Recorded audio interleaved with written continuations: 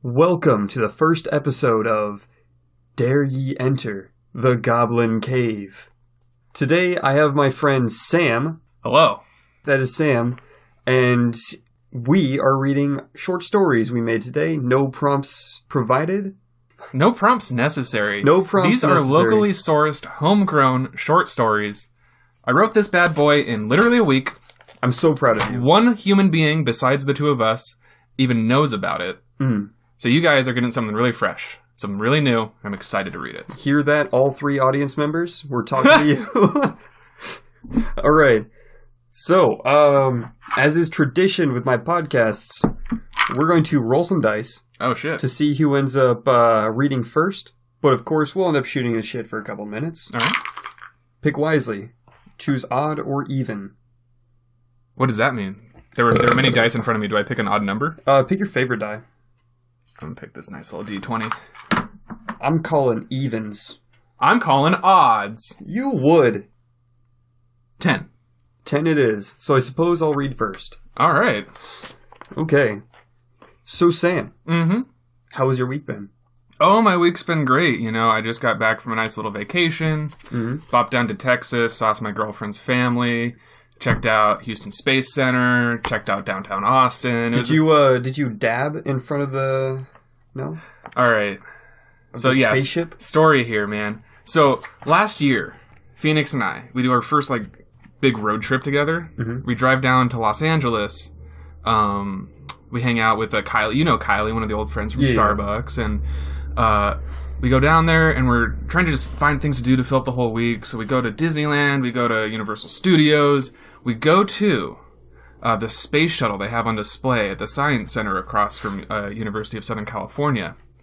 And when we get in there, it is one of the most, and I know I'm a big space nerd, but one of the most impressive and effective displays I've ever seen. And it's very simple. You walk into a big aircraft hangar, and they just have the shuttle sitting there. But it's huge, right?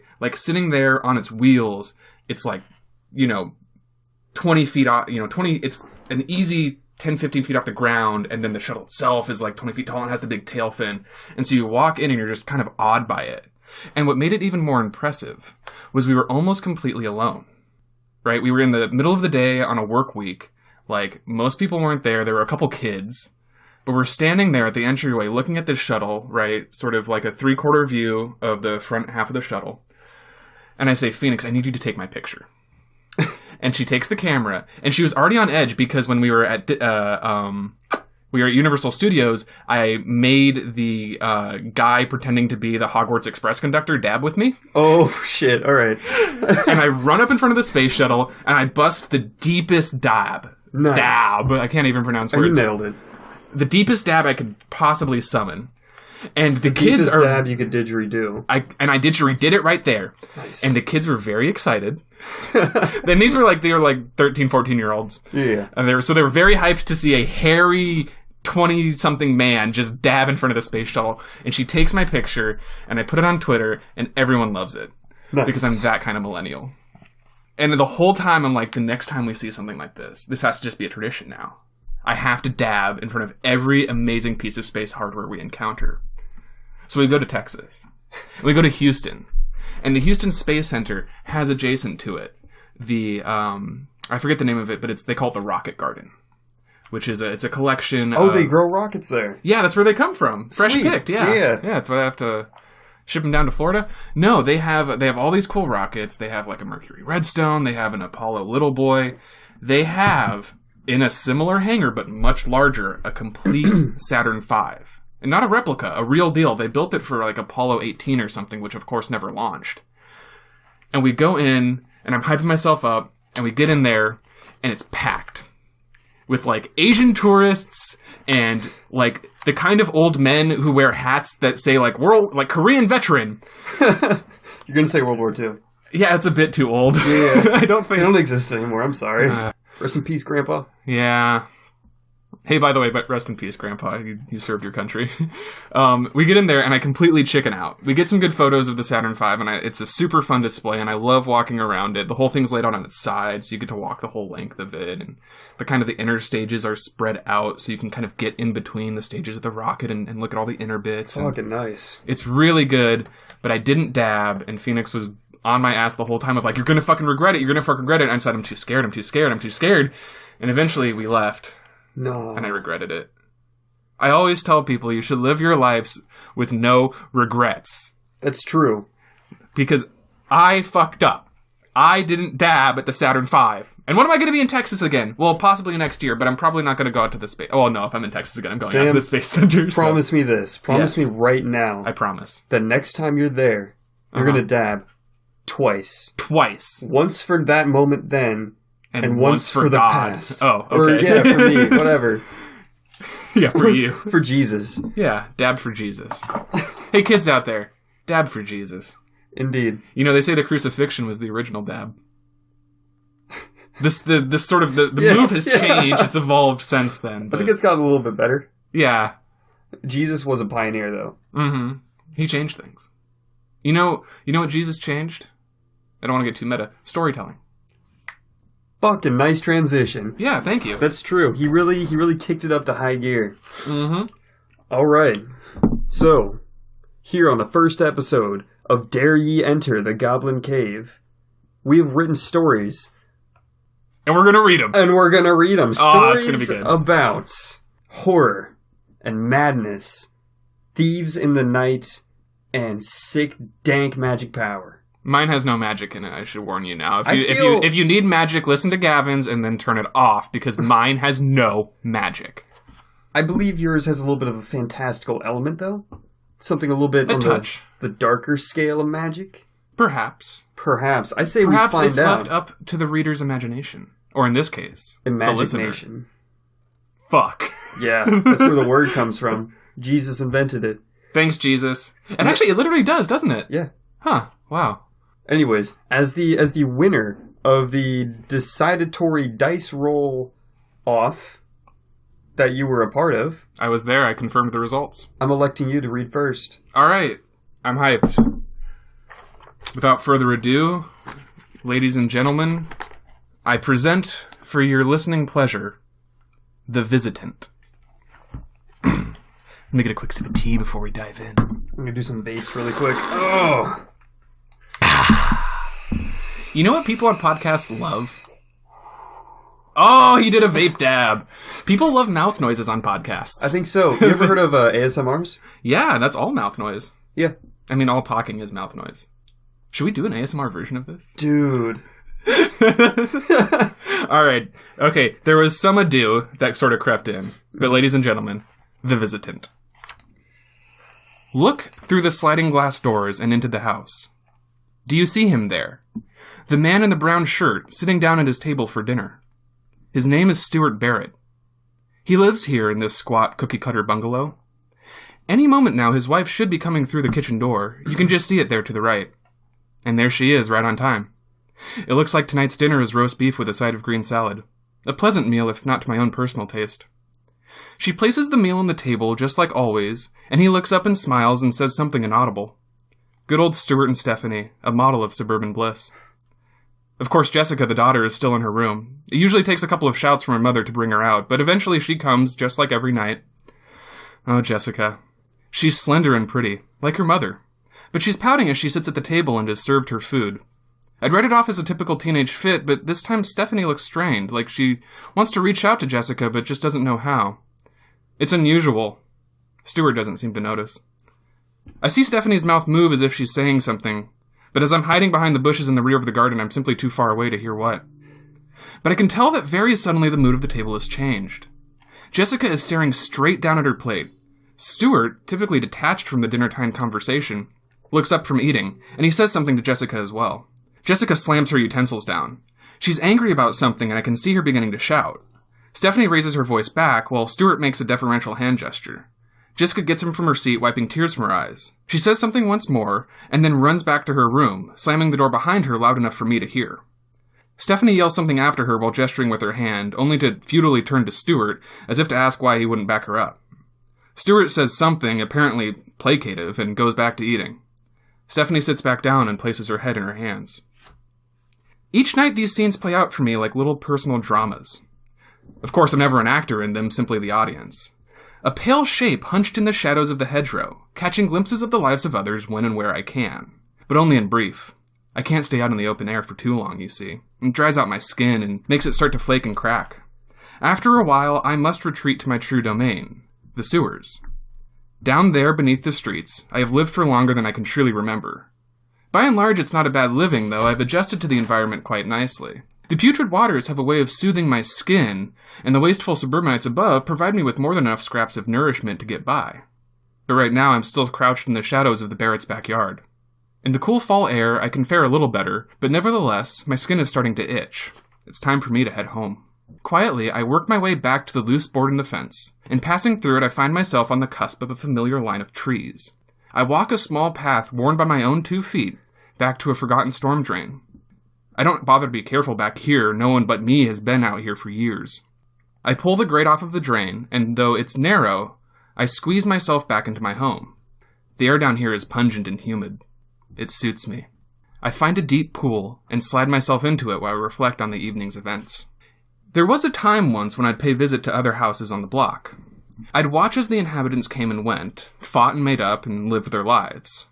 I remember the Williams, hollering at each other almost every night, or the Bowdens. Who could fathom why 2 partners so devoted to infidelity would even bother trying to keep up appearances? But by and large, most families weren't that entertaining, and even if they were, it was only sporadic. Most nights, it was just a silent dinner, perhaps some television, and then off to bed. I was starting to grow restless, prowling from house to house, desperate for anything to occupy my attention. That is, until my little family moved in. I still remember that night well. The housing development was fairly new at the time, and many of the houses lay empty. I had just climbed up from that same forgotten storm drain, intending to prowl the neighborhood, hungry for something worth my attention. Something to keep me occupied. Immediately, though, I noticed a change. As I stood in the dark, along the long wooden fence that ran the length of the backside of the nearby row of houses, separating the manicured yards from the adjacent woods, I could see shafts of light slipping between the slats of the fence. Lights were on in a new house. Someone had moved in. I hurried to the source of the light. Methodically, I began testing the slats of the fence. Often there'd be a gap or a loose board, anything that I could use to create a makeshift entrance to the backyard. Anything I could use to get a better look. The fencing was new, and the wood was fresh and full of splinters. As I pulled on the boards, they scraped and poked into the papery skin of my hands. I started to bleed, but I didn't care. What small amounts of blood I left behind would never be noticed. And after a few tries, I found a board sufficiently loose as to allow me to pull it back slightly and move it to the side, creating a space just large enough to squeeze my thin body through. I was now crouched behind a newly planted bush, one of several that ran along the fence in the rear of the yard. It wasn't much, but it provided coverage enough that I felt emboldened to peer through the leaves, and that's when I first saw them. The family that I would come to know as the Barretts. It's almost funny looking back on it now. Stuart was thinner and missing the creeping bald spot on the back of his head. Stephanie looked much the same, only much less tired than her current self. And then there was Jessica. She was very young, only perhaps 2 or 3 years old. Her hair was pale yellow and very curly. And it was long, too, unshaped and slightly wild. Even though I hadn't yet learned her name, there was something about her that instantly fascinated me.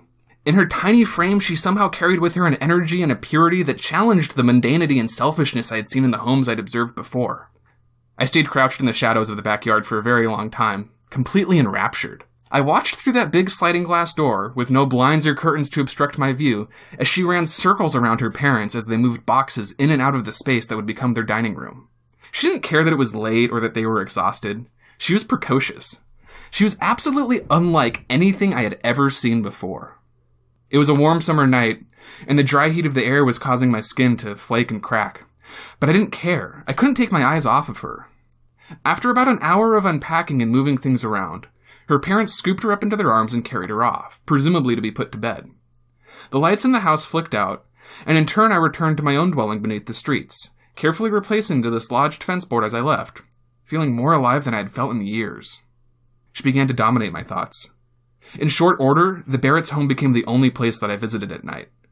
And why bother with any of the other houses? They no longer had anything to offer me. Everything I needed was right there with the Barretts. In time, I grew more brave during my visits. If I timed things right, on moonless nights, I had a great deal more agency to move about the yard once I was on the other side of the fence. I was already very familiar with the layout of things from my previous excursions to other homes, which were all built to the same floor plan. I already knew where the darkest corridors of shadow were, and I already knew which corners of the yard I could stand in without risk being seen from inside the house. I even knew where the air vents were that just so happened to carry their voices, whether they're in the dining room, the kitchen, or their own bedrooms. I used these vents to learn about the Barretts, who they were and what they did. I learned that Stuart was bored at work. I learned that Stephanie struggled with anxious fits. But at any opportunity I had, I learned more about Jessica. I learned that she was healthy and happy more or less, that she didn't fuss very much for a child her age, but also that Stephanie was worried about how little she socialized. I learned she was very intelligent, but very active too. And when the vents weren't enough, I could dig through the garbage cans, recovering bits of mail, scraps of newspaper, anything I could get my hands on. A few times, I brought things back to the sewers with me as keepsakes. The Barretts wouldn't miss them. I was obsessed and desperate for any amount of information that could help me learn more about this family, and anything that could, perhaps, help me feel closer to my precious Jessica. Time went on and I continued my nightly visits to the Barretts, watching Jessica as she slowly grew, and keeping careful tabs on the activity of her family. One night, when Jessica was in grade school, I entered the backyard at my usual time to discover something very unusual. A fourth person was seated at the dinner table. She was a brown-haired girl who looked to be about Jessica's age. How fascinating! Was this a friend from school, maybe? It seemed likely. How nice for Jessica. Perhaps her mother's concerns about her sociability were for nothing. I wanted to push closer.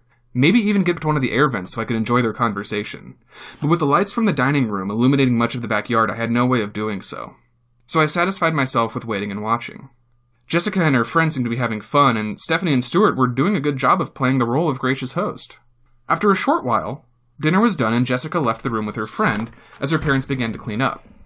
After the dining room was sorted, Stuart and Stephanie themselves left the room, turning the lights off behind them. As the light in the living room went off, I immediately noticed a new light shining into the side yard. That was the light from Jessica's room. Was she still up? Normally she would be put to bed after dinner. Now that the yard was dark, my curiosity got the best of me. I crept up to the air vent connected to Jessica's room, and held my head to the grate. I could hear Jessica talking to her friend, whose name I overheard was Emily. Had Emily not gone home? Was this a what do you call it, a sleepover? What an exciting first for Jessica. I maneuvered myself into the side yard to get a better look. Through Jessica's bedroom window, I could see her and Emily as they laughed and played. Truly, it warmed my heart to see her so happy. I felt once again that same sense of enrapturement that I had known the first night I ever saw my Jessica. Without realizing it, I had been drawing ever closer to the window. My face was nearly touching the glass now, well illuminated by the lights from her room. I was being stupid. I had gotten sloppy. I wasn't being careful anymore. She had drawn me in so deeply that I had forgotten the rules of the game. All it took was a slight turn of her head and she had spotted me. Could you imagine my pale visage peering into your home? My waxen skin, my thin, wide mouth, my sunken, beady eyes framed by a few wispy strands of oily hair? I've seen myself reflected back in the waters of the sewers. I know that I am not beautiful. She did what any child would do in such a situation. What anyone would do, really. She began to scream. I had to leave quickly. Luckily, only Jessica had seen me.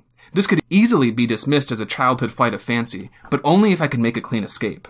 I made my way out of the yard, carefully replacing the dislodged slat so as not to arouse suspicion, and nearly sprinted back to my storm drain. I threw my long body down the wide drain pipe and replaced the cover. Once again, I was home. Once again, I was safe. For the rest of the night and throughout the next day, I could not sleep. My thoughts raced. For the first time, I was distinctly aware of my dissatisfaction with simply watching Jessica. I realized that I wanted something more. Over and over again, I obsessed over the mistakes I had made. The sloppiness, the mindlessness. But truly, my biggest mistake had been allowing myself to believe, even for a moment, that I could actually be a part of Jessica's life. But why shouldn't I be? Aren't I the one that has dedicated myself to watching over her? And why should she be the one to reject me on the basis of my appearance? Why should anyone? Why should I be the one creeping through the shadows, rather than her distant father or her anxious mother? I care for her in ways they could not. As different as we may seem, I understand my Jessica. I could raise her just as handily as Stuart or Stephanie, if not better for the depth of my affection. That nightfall, I returned to the Barrett's house. At first, I told myself not to bother, but as was becoming the norm, young Jessica got the best of me. I couldn't help myself but to go and check on her. Once again, I entered their yard. Dinner was already in progress when I arrived, but things seemed a bit different. Jessica, normally lively and excitable, was unusually demure. Stuart, of course, took no mind, but Stephanie looked worried. They ate in silence, and when the meal was done, Jessica retreated to her bedroom. I waited until it was safe, and then I cautiously approached the air vent. I didn't dare expose myself in one of her windows again. Through the vent, I could faintly hear Jessica crying. I suppose it served her right. I opened my eyes. I'm still in that deep pool near the storm grate. I must have slept for some time, however restlessly, dreaming myself back to that night in the Barrett's yard. Even now, years later, it still consumes me. But it hasn't lessened my devotion to Jessica. Reject me as she did, I still feel obligated to watch over her. In truth, I know I couldn't stop myself from doing so if I tried. She is now, as she was then, my complete obsession. I look up towards the metal grate, and I can see the orange glow of late afternoon. It'll soon be dark again. I'm anxious to get back to the Barretts, and perhaps get a clue of what was going on when they fought last night. But in the meantime, I am hungry, so I begin to wade through the sewers in search of a bit of refuse. You know, it's been years since that night, but I still overhear her talking about it sometimes. At first, she tried to tell her parents, but as I suspected, nothing really came of it. Stuart, of course, dismissed it out of hand, though he did become more diligent about checking her closet for monsters at night. Stephanie, likewise, didn't really believe her, but at least encouraged her to talk about it. Eventually, the two of them were able to convince her that the whole thing had just been her imagination. Jessica even started having sleepovers again after a while, even going so far as to feature me as the antagonist when it was her turn to tell her friends a scary story. She was very creative. She described my face as coming out of the dark, looking like a mix between a corpse and a frog. It doesn't feel good to be mocked. By now night had fallen, and it was time for me to return to my spot behind the bushes in the yard. But I had spent too much time foraging in the sewer, I'm late for dinner, and it's nearly finished by the time I arrive. As the table is cleared, I start planning my path towards the air vents. Perhaps I can at least grab a few fragments of conversation. But as the light in the dining room turns off and I begin to move, I freeze, and I hear something coming from the side yard. I hear the sound of a window unlatching, and I can hear Jessica whispering something. Moving quickly but quietly behind the bushes, I get to the far left corner of the yard, where my view of the side will be unobstructed. I make it just in time to see a teenager, a boy roughly Jessica's age, maybe 16 or 17, helping her to climb out of her bedroom window. The same bedroom window she had seen me in all those years before. They kiss briefly, and the boy helps her to climb back over the fence toward the street before climbing over himself. For a moment I stand there paralyzed. The scene I just witnessed has cut me deep. Was this the source of the drama from the night before? Some boy? Her parents must have disapproved. It would explain why she was sneaking around at night. How stupid of her! Doesn't she know how dangerous it is to go wandering off in the night with strange men? Clearly her parents were right to be suspicious of his intentions. I have no way of following them. The streets themselves are too well lit. There's nothing I can do now but wait until they return, or return to my own sewer. If I linger here for too long, it's entirely possible they'll detect me on scent alone by the time they get back, and besides, the air is a bit dry tonight and I'm already starting to itch. Defeated, confused, and hurt, I slink out of the yard and crawl back to my home. I have been through so much with Jessica over the years. Her successes, her failures, her fears and hopes. Even if only in secret. Even if only as a watchful eye in the shadows, I was always there for her. When Stuart didn't care or Stephanie was in the middle of one of her neurotic episodes, I was there with her. But now she's throwing herself at this strange boy like a childish idiot. I suppose part of me should have known this day would come. She's getting older and has good prospects for college. This couldn't have lasted forever, but now that it's ending, I refuse to accept it. Not like this. But it's futile. What could someone like me even do? The best course of action is obviously no action at all. I'll keep visiting the Barrett's house and watching them just like normal. I'll make the best of this. I find a comfortable spot, and I lay down to rest. The persistent dripping and gurgling of the slow-moving water lull me to sleep. The next night comes, and with great difficulty I convince myself to climb back up the storm drain. My heart is no longer in it, but I figure I may as well go through the motions. I walk down the path to the Barrett's rear fence once more. I find the loose board and once again dislodge it just enough to grant access to the backyard. I crawl through the opening. The backyard is dark. Oh well, they must have just had an early dinner tonight. In a sense, I'm relieved. Despite my rest the previous day, I feel tired. But just as I'm turning to leave, I hear something from the side yard again. Another midnight meeting? But this time there's no whispering, just a brief clatter, like 2 shoed feet dropping onto concrete. Jessica promptly rounds the corner, but alone this time. She's squinting in the dark like she's trying to find something. Though she does not see me behind the bush, I can see her quite well. She looks angelic and delicate, clearly dressed to go out. Without thinking about it, I shift my left foot slightly, and a twig snaps beneath it. Her head snaps to face me. Shit. John? She calls out quietly.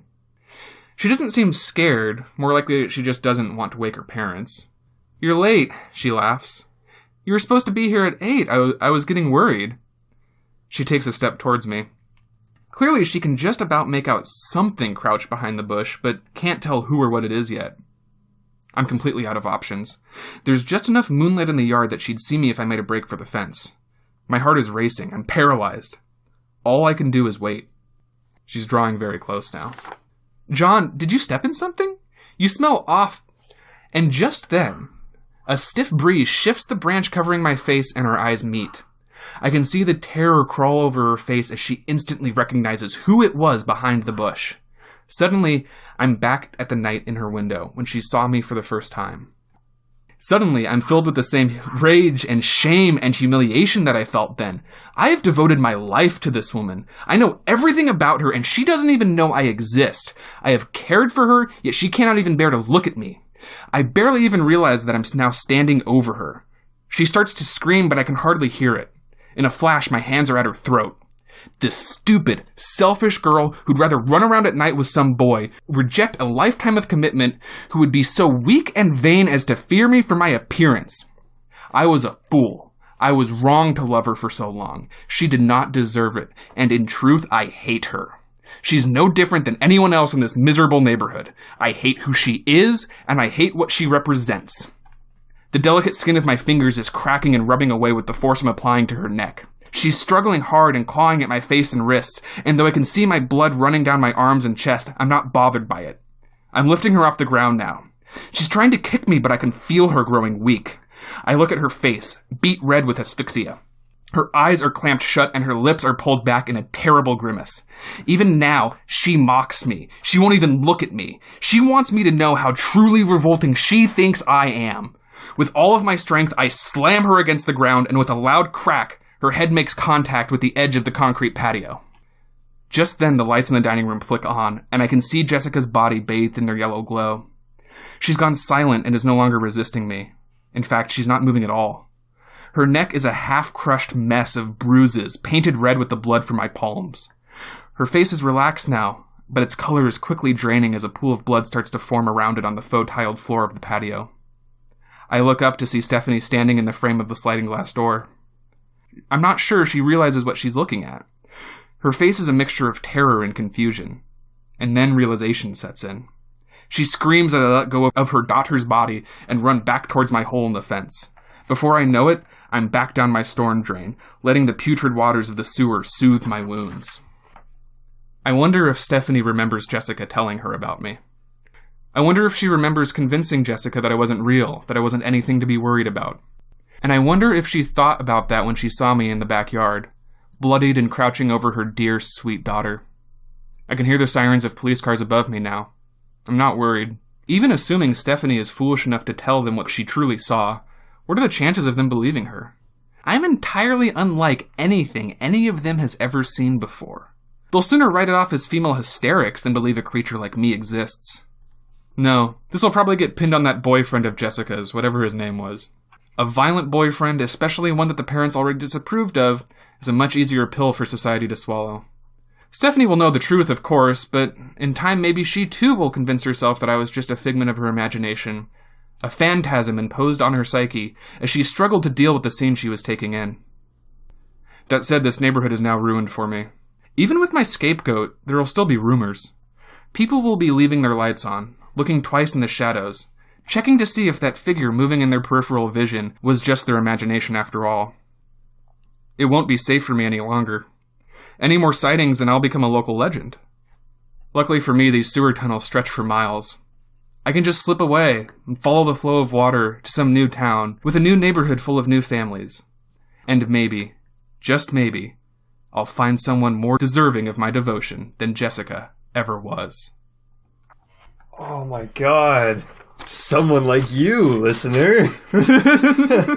He could be in your town. Jesus. The way you narrated that one.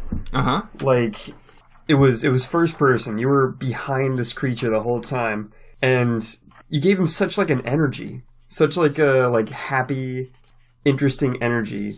But he was this awful, disgusting creature. Thank you. That was disturbing for me to listen to. I'm glad. That's what I was going for. I realized halfway through I wasn't writing a ghost story so much as a gross story.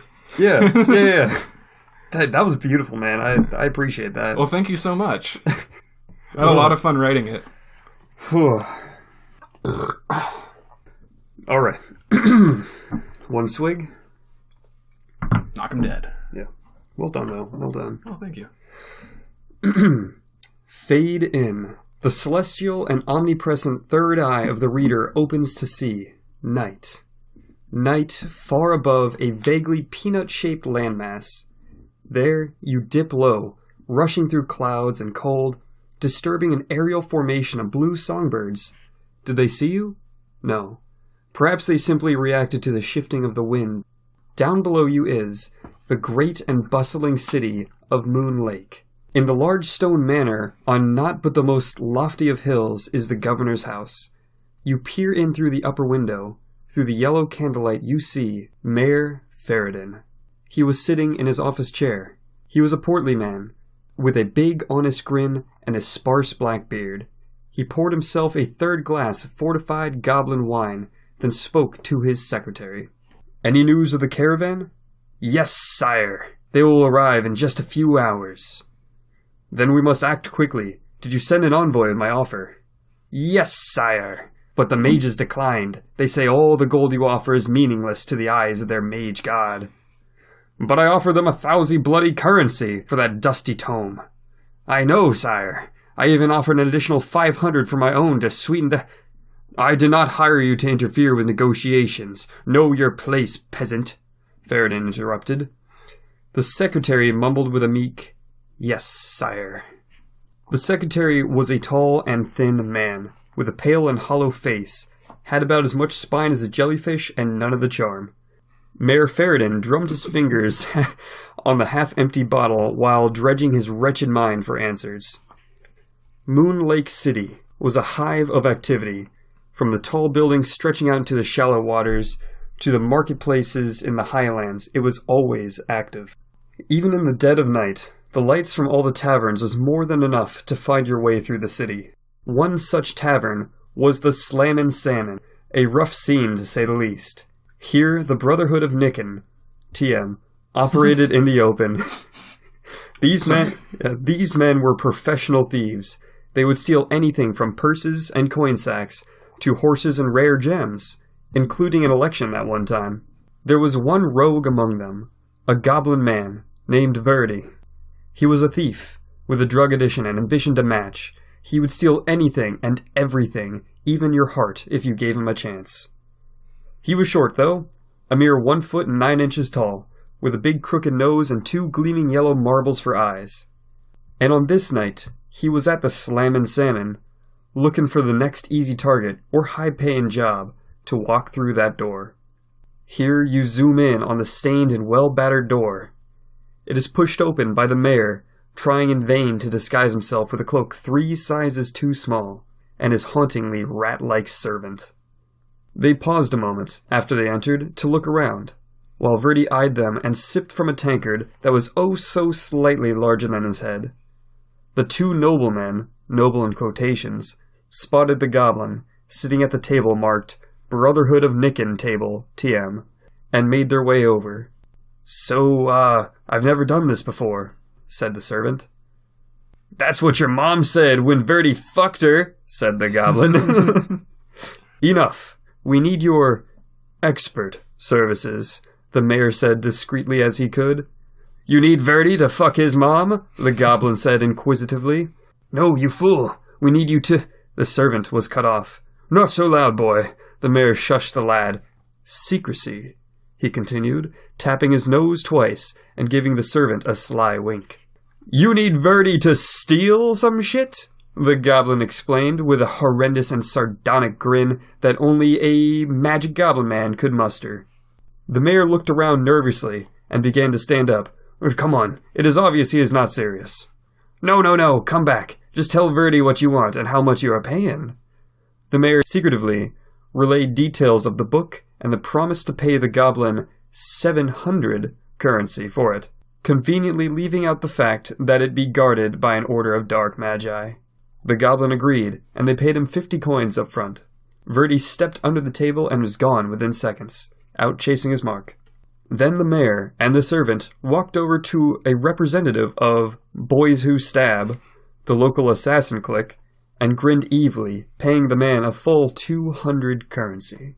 Verdi rushed over the rooftops, dashing through the icy midnight wind. His black cape flowing behind him, he could hardly be seen. He leapt from building to lamppost to other building, silently, until he came upon the mage's caravan. They had stopped directly outside the house of a well-known nobleman, and apparently all gone inside. Verdi looked at the marks on the wagon side, trying to decipher what he saw. It was written in a language unfamiliar to him, Elvish, perhaps. So he shrugged, and peered into the largest wagon, hoping it would have that stupid book. He found, instead, 2 men inside the wagon, dressed quite similarly to himself. The goblin held himself to the wagon's window, watching the black-garbed human pace. The human tasked with unloading the kegs of wine and bringing them inside was talking to his comrade. I can't believe they uncovered that ancient book of demon power. Yeah, I can't wait to become a powerful warlock like Sir Eridarin. Yeah, let's get this wine inside too. Can't have a blood ritual without booze, 'cause you know how red wine fools demons into thinking it's virgin blood or something? He tapped his nose twice and gave a sly wink to his comrade in magic, and they began carting off the kegs to the house. Verdi turned to look at the house. The path was far too long and well lit, and the neighbors' houses were just a little too far away to jump from. All of this was quite unfavorable terrain for Verdi, so he climbed into the wagon, dumped a barrel of wine out the window, and ducked himself into it, replacing the lid from the inside. He waited, patiently, and eventually, the warlocks did return. Hey, let's use that demon magic to lift the barrels onto the cart. Nah, man, you know there's a 50% chance he'll just obliterate those barrels and send the wine into a demon's belly. Yeah, but fuck rules. Why do we even become warlocks if we weren't going to abuse our power? The goblin began to panic. What if he never got to use magic drugs again? Fuck. Oh no, not a demon's belly, thought the goblin to himself as the barrel began to shake violently. He settled on the knowledge that a demon would end up with all his horrible worms, and was satisfied with the knowledge that his death might bring eternal suffering for a far eviler being. He didn't die, though. Instead, the violent quaking gave way to the low rumble of wheels on a gravel pathway. The beating of drums and low horns grew louder as he approached the house. The goblin heard voices and could smell human. He could tell there were 12 people here. The goblin had a gift when it came to his nose. 2, he knew, would be unloading more goods from the cart. 2 would be guarding the outside of the front door. 3 were playing music. 1 was on the balcony staring up to the night sky like an angsty warlock.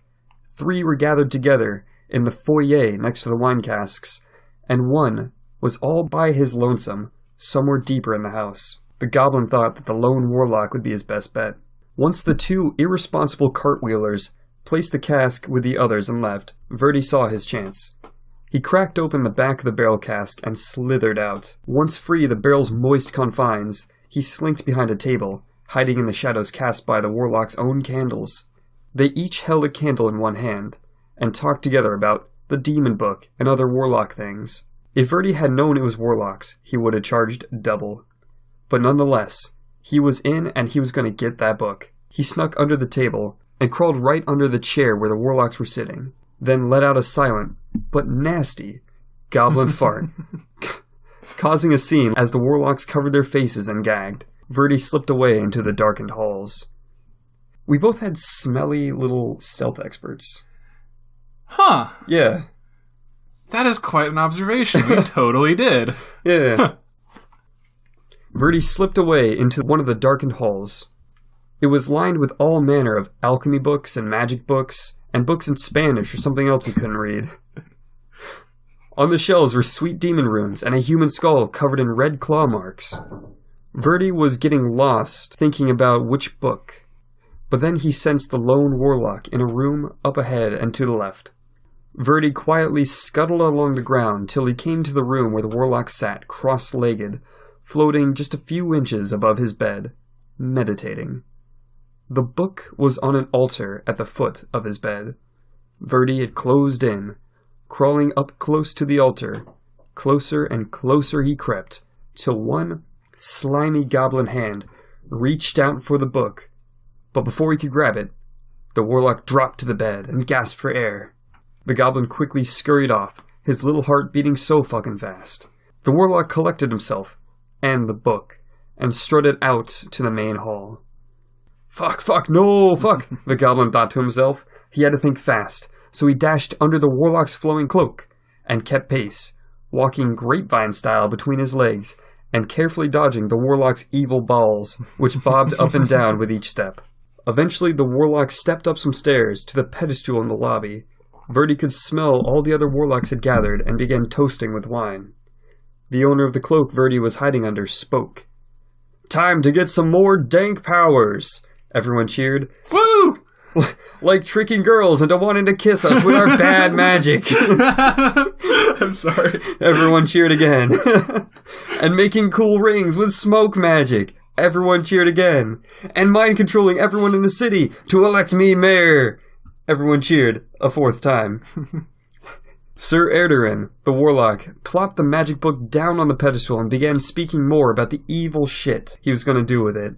But Verdi saw his opportunity and took it. He leapt up onto the pedestal, grabbed the book, farted in the warlock's face level, and jumped away. Up and across the table he ran, dropping one smoke bomb as the warlock guards were caught off guard. They quickly cast dark sight on themselves, though, and began preparing a variety of murder spells. The goblin did some sweet acrobatic flips through the air and landed on the back of one of the door guards, who had a spell prepared in his right hand. The goblin slid down the warlock's arm, angled it at the other guard, and pressed down on the warlock's extended thumb, shooting the other guard with a turn-you-inside-out spell. A warlock shot at the goblin, but missed and hit the guard instead, causing him to be filled up with snakes until he exploded. It was gross. The goblin ran, and kept running, but magic lasers and fire shrieking by him as he did so, till he took a sharp right into an alleyway. He waited for the angry mob of warlocks to spread out some, and then he climbed onto the roof, looking back to the slammin' salmon, when he smelled the presence of another human, behind him on the rooftop adjacent. The human shot a barbed poison arrow at the goblin, but the goblin was far too tiny to hit, and quickly skittered into a chimney hole, bracing each arm and leg against its four walls. The human crept over to the chimney hole, peered down it, definitely not expecting the goblin to pop up and kick him in the face.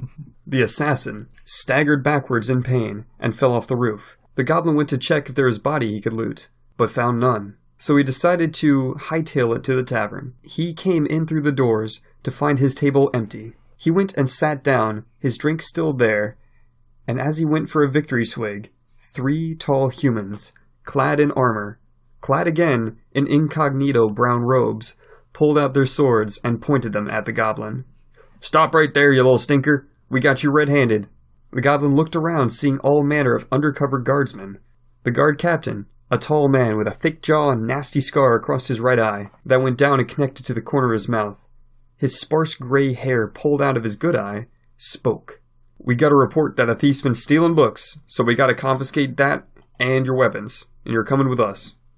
The goblin frowned and slowly placed a sick dagger with skulls on the hilt on the table.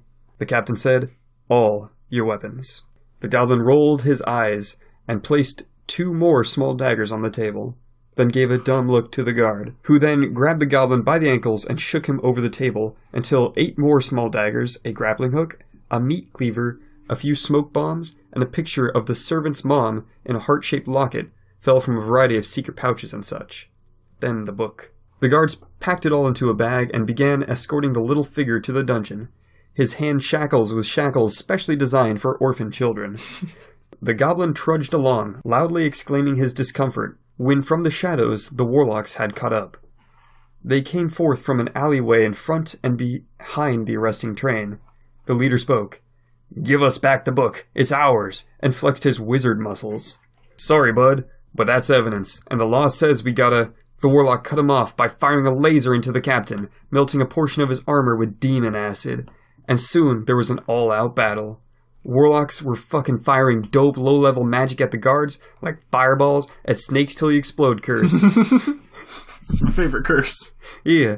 And the guards were deflecting fireballs with their shields and exploding inside their armor, but also fucking stabbing warlocks like crazy. The guard captain cut a warlock from head to taint in one swing from his murdering sword.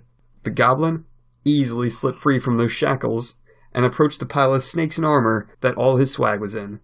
Carefully, he stepped over an incredibly confused and wet snakes, and thief grabbed the bag without anyone noticing, save for the assassin who watched from a rooftop far away.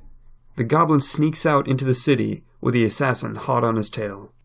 Sometime later, the mayor is pacing around with his servant in the room, who is fetching yet another bottle of goblin wine, when the servant hears the tap on the window and goes to investigate. It's the goblin. "You!" shrieked the servant. "Verdi!" He farts and scurries over to the mayor's room. The mayor is standing proudly at his desk. "You have the book?" The goblin smirks. "You set a trap for Verdi." "I did no such thing." "Yes, you did. You nearly killed Verdi." "Heh. Well, you're alive. Now where's the book?" "You're a snake." "Yes, I am. Now where's the book?" "You'll never get that book." "Oh yeah?" The mayor reaches behind a desk and pulls out a triple crossbow and levels it at the goblin. "Where's the book, you little booger?" "Verdi rolled into a fat joint, and Verdi smoked all the magic." And he shoots that snakes till he explodes spell at the mayor, causing him to, Explode into snakes. Yeah. "Servant, bring me your mother," shouted the goblin. And as an epilogue, the goblin killed the mayor and became the new mayor, because that's how this backward society works. Then he marries the servant's mom, and they have nasty goblin sex in every room of the office. The warlock master wanted to have an election to instill democracy into the city he loves, but the goblin has him burnt at the stake for witchery. Lighting the fire, of course, with his own magic. The guards then worked in conjunction with the Thieves Guild, and they all got hella rich. The end. Yay! God, I was able to make it through that. You did. You did a good job reading. I liked the voices you did. I liked, have you ever read, I think it's called Board of the Rings? It was like some National Lampoon guys in the 70s who did a parody of Lord of the Rings. No, and I'm not. Man, that got me thinking about that in a good way.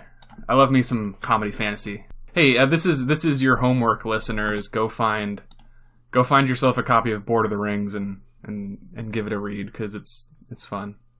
It starts with a sex scene between Frodo and, is it Gwendolyn is the elf woman from Lord of the Rings? I'm actually not too familiar with Lord of the Rings, entirely. I know, I probably should. You're out here writing good-ass fantasy comedy. You gotta know the roots of the genre. I gotta listen to the actual roots of the genre. I do love me some good hardcore comedy. For the listener, he literally held up a copy of Donald Trump's The Art of the Deal. Okay, a little political humor, but I'm not signing on to either side of any argument ever, just so everyone knows. I don't have opinions, don't ask me about them. Anyways, yeah, that was a beautiful episode. Again, yeah, I thoroughly enjoyed your story. It felt so bad. Made you feel bad. Yeah, it made me feel like there's like this. I really enjoyed your story too. I know I'd read through the bulk of it before we recorded, but there were still some bits in there that got me going. Like the first time one of the guards explodes into snakes, I get really excited every time. You have a good knack for a line that doesn't have a joke in it, but is just itself very goofy. Like, the three men clad in armor, clad again in stealthy robes. Like, just the way you phrase that, I think, is really fun. I appreciate that. No, I couldn't have done half the stuff without, with a decent editor. Just because I write much the same as a third grader? Maybe a fourth grader? but it's not great. Shouldn't read my rough drafts. Special thanks to Kylie, who edited the first half of that story. All right. The rest of that was rough draft. So that's the end of the podcast. We don't have a script yet. We don't have a script yet. We don't have a script yet. So this is the end. Special thanks to Sam providing all the music for the episode. You're welcome. Special thanks to anyone else who decides to provide art or additional music this episode. You will be credited in whatever format this is published on. But as of right now, I don't have anything. Okay, toodles. Sayonara. You survived the Goblin Cave. Oh, that's a good end. You dared enter the Goblin Cave.